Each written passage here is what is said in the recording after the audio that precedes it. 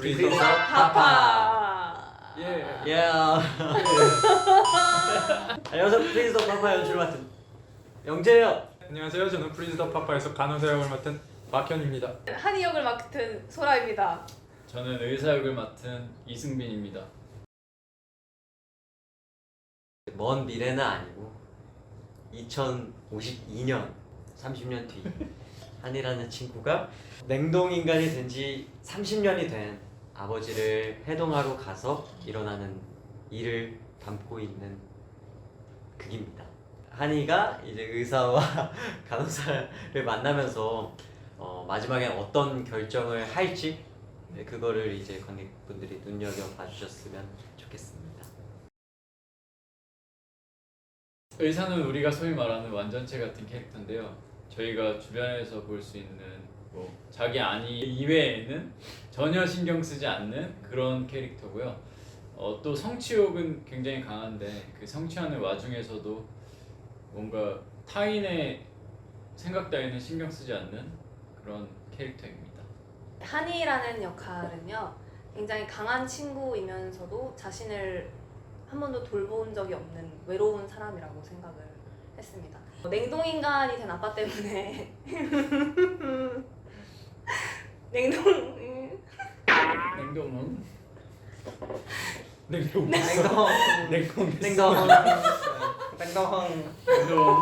냉동인간이 된 아빠 때문에 가난 속에서 계속 살면서 뭔가 삶의 목표가 빚을 다 갚는 게 되어버린 아이라서 이 의사와의 갈등 속에서 계속 혼자만의 외로운 싸움을 하는 되게 인간적인 인물이라고 생각을 합니다. 간호사는 이제 이 병원에서 제일 재기발 나라고 귀엽고, 그치만 또 속에는 자신만의 아픔을 가져가는 인물이고요. 자신의 아픔을 스스로 극복해 나가기 위해 노력하는 그런 인물입니다. 제가 생각한 이 작품의 키워드는 선택입니다. 어떤 선택이든 옳고 그름이 없다라고 생각을 해서 이 작품이 그런 것을 얘기하고자 하지 않나라는 생각에 선택이라는 단어를 선택했습니다. 라인 좋은데요? 좋네요. 라인 좋은데요? 저는 정말 말 그대로 그냥 차가운, 정말 말 그대로 그냥 차가운 공간이고요. 인물들이 어떻게 보면 되게 차갑게 보일 수 있어요. 그래서 이 인물들이 왜 차가워질 수밖에 없는지, 그리고 그 차가움 속에서 그 이면에 또 따뜻함이 같이 존재하는 캐릭터들이기 때문에 그걸 함께 보면은 좋지 않을까 싶습니다. 저는 냉동. 냉동이라고 생각했어요. 냉동. 프리즈. 한이의 아버지가 이제 냉동인간이 30년이 된 냉동인간으로 이제 극 중엔 나오지 않지만 그런 설정이 있는데 뭔가 그런 생각을 했어요. 냉동된 게 사실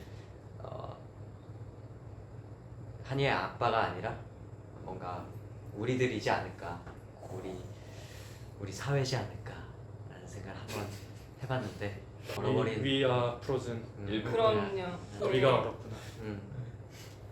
프리즈 더 파파는 딸기잼이라고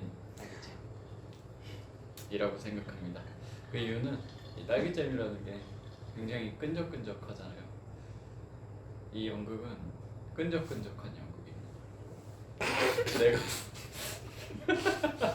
이유를 한번 들어보죠. 내가 이 연극을 실제로 관객으로 봤다고 해도 뭔가 이 어찌할 수 없는 이 굴레에 서 있는 저의 모습을 생각해 보면 이게 되게 끈적끈적해요. 뭔가 느낌이. 그래서 날개잼입니다. 비웃지 마세요. 예. 네.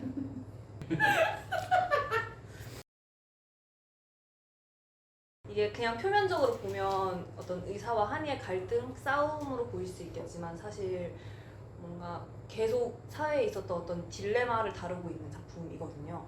그래서 그런 딜레마 속에서 사실 우리가 항상 어떤 선택이 옳다 그르다를 얘기를 논하는데 여기서만큼은 그냥 어떤 선택이든 괜찮다라는 어떤 위로를 받으셨으면 좋겠다는 생각이 들었습니다.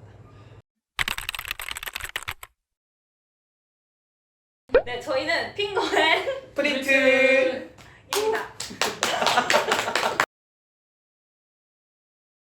핑거앤 프린트 프린트는 저희가 지금도 계속 다양한 방면을 사용을 하고 있는 지문이 여러 가지 용도로 사용이 되면서 더 발전하면서 지문 자체가 개인이 되어버린 세계를 그려봤고요. 그 세계 안에서 세로라는 인물이 현실에서 어려움을 겪고 도박을 하고 빚을 많이 지고 지문이 빼앗긴 채로 니일이라는 마을에 떨어지게 됩니다. 이 니일이라는 마을은 지문이 닳아서 없어지거나 태어날 때부터 지문이 없던 사람들이 모여 만든 마을이고요. 그곳에서 리베와 도무스라는 인물을 만나면서 벌어지는 일을 쓴 작품입니다. 동화이지만 현실을 담은 동화라고 생각을 합니다. 사실 동화라고 저희가 생각을 하면 뭔가 되게 이상적인 이야기로 가득 찬 해피한 이야기이지만 사실 제가 쓴 핑거 앤 프린트는 꼭 그렇지만은 않다, 현실은 이라는 걸 좀 알려주고 싶어서 그러한 현실적인 동화 그리고 그 안에서 귀여운 리베와 이 두 어른들의 귀염뽀짝한 해프닝을 보시면 좋을 것 같습니다. 도무스는 가족을 위해서 힘차게 살아가는 이 시대의 가장 같은 그런 아버지입니다. 눈에 넣어도 아프지 않을 만큼 예쁜 우리 리베를 돌보면서 사회에 대한 울분을 갖고 살아가지만 잘 표출을 하진 않죠. 하지만 그 울분이 누군가에게 의해 건드려졌을 때는 참지 않습니다. 왜냐면은 아주 긴 세월 동안 겪어온 것들이 무수한 차별과 어떤 비난 이런 것들이 많기 때문이죠. 도무스 화이팅! 리베는 니힐이라는 지문이 없이 살아가는 마을에서 태어난 아이고요. 아주 당차고 똑부러지는 10살 꼬마 친구입니다. 리베는 베베라는 꽃을 피우는 게 소원이에요. 리베 화이팅! 파이팅! 세로라는 캐릭터는 지문을 가지고 태어난 어떻게 보면은 조금 운이 좋은 캐릭터죠. 이 지문 등급이라는 게 조금 낮게 태어났죠. 그래서 상대적으로 좀 그래도 행복하지만 그래도 슬프고 힘들게 살아가는 캐릭터입니다. 그러다가 운에 자신의 인생을 맡기는 게 더 낫겠다고 생각을 하면서 도박에 손을 대기 시작했고 커다란 빚을 지게 되면서 이 갖고 있던 이 지문마저 빼앗겨버리는 아주 멍청한 캐릭터. 너무해. 희망이라고 생각했습니다. 이 인물들이 특히 리베가 꽃이 필지 안 필지 모르는 상황에서도 계속 희망을 갖고 그 길로 나아가려고 노력하는 모습이 제일 인상 깊었던 것 같아요. 트라이앵글.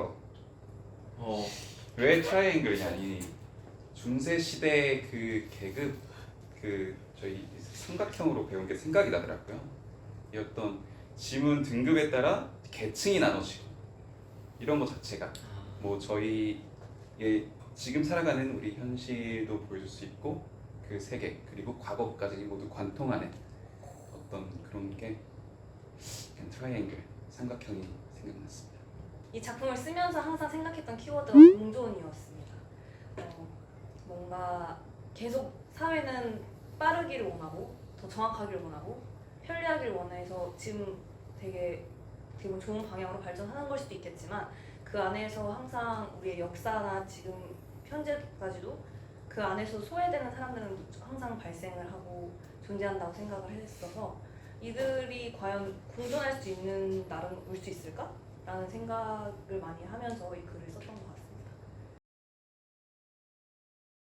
굉장히 어려운 날씨도 춥지만 그것보다 더 이제 그 상황 자체가 되게 힘든 상황인데 그럼에도 불구하고 이렇게 저희를 보러 와주신 여러분들 감사드립니다. 건강하시고 새해 복 많이 받으시고요. 예. 저희는 아라다라 팀입니다. 캐플러 2, 3, A. 예. 저는 아라다라에서 작가를 맡은 글을 쓴 박현이라고 합니다. 저는 아라다라의 연출을 맡은 이승빈입니다. 저는 다라 역할을 맡은 정영재입니다. 저는 아라 역할을 맡은 안나래입니다.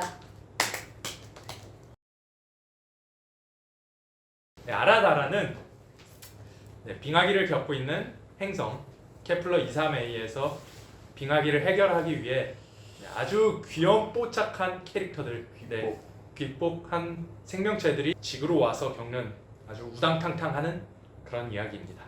아라다라를 보실 때는 배우들의 눈을 봐주시면 좋겠습니다.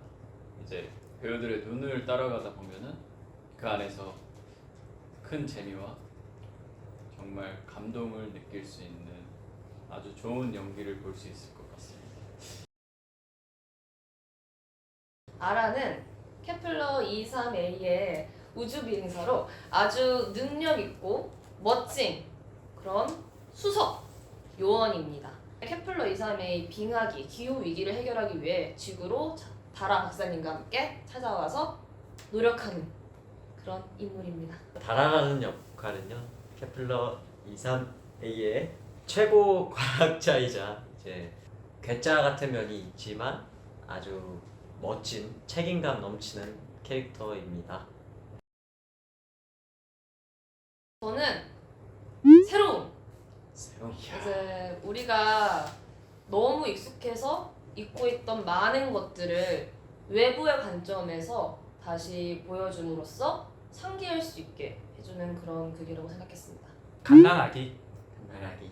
갓난아기 같은 공연이다. 일상적으로 하는 행동들이 갓난아기들한테는 어떻게 보면 하나의 과제이고 그 상황에서 그들한테는 어떤 인생의 과제잖아요. 일어서고 걷고 하는 것들이 그런 것들을 보여주는 게 이 연극이기 때문에 네, 그냥 갓난아기 같은 연극이다. 아 그렇게 대단한 연극을 준비하는 거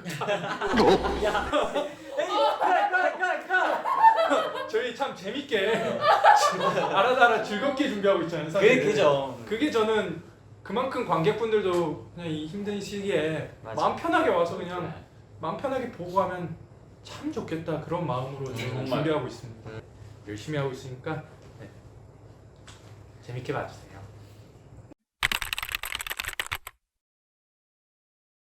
여기 투어 덩지 선주 를 포함한 몽혁입니다. 아 몽혁. 몽혁이라는 세계를 만든 배우이자 작가 최재성입니다. 몽혁의 연출을 맡은 안나래입니다. 이동식 역할을 맡은 박현입니다. 박선주 역할을 맡은 정소라입니다. 선아람 역할을 맡은 정영재입니다. 몽혁이란 작품은 동식이란 인물이 꿈속 세계에서 살아가고 그 동식의 친구 선주는 이제 꿈의 세계를 이제 만들어준 그런 존재인데요. 그 둘이 이제 꿈속에서 토크쇼를 진행하며 다양한 사람들을 만나고 꿈속 안에서 벌어지는 서스펜스 그런 극입니다. 네, 연출은요 현실이 아니라 꿈이라서 표현될 수 있는 다양한 분위기 그런 분위기들을 즐겨주시면 더 재밌게 관람할 수 있을 것 같습니다. 동식이라는 인물은 이제 10년 전에 겪었던 어떠한 사건 그로 인해 아픔을 가지고 꿈속 세계에서 자신의 아픔을 헤쳐나가기 위해 고군분투하는 그런 인물입니다. 선주라는 인물은 완벽 그 자체입니다. 굉장히 똑똑하고 의리도 넘치고요. 핵 인싸에 완벽한 사람입니다. 친구 동식을 위해 꿈속 세계도 만들고 토크쇼도 모든 걸 다 기획을 하게 되고 근데 한 가지 목표를 가지고 그 자신의 목표에 대한 타당성을 찾기 위해 미친 듯이 달리는 어떻게 보면 좀 바보 같을 수도 있는 사람이기도 하지만 그저 빛 하람은요 과거에 이제 겪었던 사건으로 트라우마가 있는 인물이고 현재는 아무튼 정말 멋있는 신인 작가, 많은 사람들이 좋아하는 베스트셀러 작가로 활동하고 있는 이 쇼에 이제 게스트로 참여하게 되는 인물입니다. 저는 몽혁이라는 작품이 그냥 꿈이라고 생각합니다. 꿈이라는 공간 속에서 각자의 인물들이 자기의 꿈을 가지고 그 꿈을 이루기 위해 펼쳐지는 이야기. 저는 한 단어는 아닌데 죄와 벌? 과연 이 죄와 벌의 무게는 누가 정하는 것인가? 아 너무 좋아요. 네. 항상 즐겁고 행복하고 건강하고 자주 뵐 수 있었으면 좋겠습니다. 네. 일, 도 우지 안 네. 컷. 럽!